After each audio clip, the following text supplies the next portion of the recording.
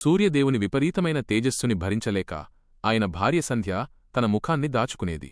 ఇది చూసిన సూర్యదేవుడు ఆగ్రహించి, నా అర్ధాంగివై ఉండి కూడా నా తేజస్సుని చూడలేక ముఖం దాచుకుంటావా అని ప్రశ్నించాడు. సంధ్య ఎంత నచ్చజెప్పినా వినకుండా సూర్యదేవుడు కోపంతో వెళ్ళిపోయాడు.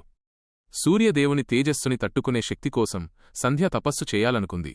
కాని భర్తను ఒంటరిగా వదిలేయలేక తన నీడనుండే ఛాయాదేవిని సృష్టించింది.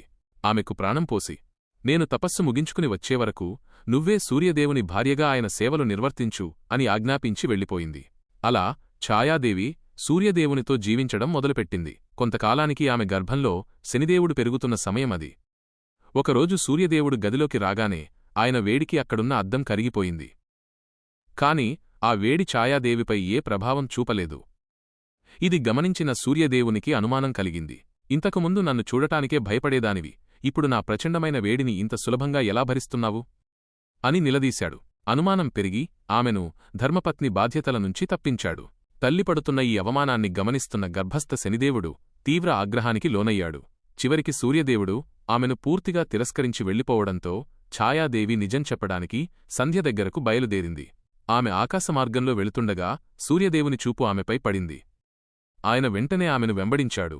దీని తర్వాతి కథ కోసం ఛానల్ని సబ్స్క్రైబ్ చేయండి. కామెంట్స్లో పార్ట్ -2 అని వ్రాయండి.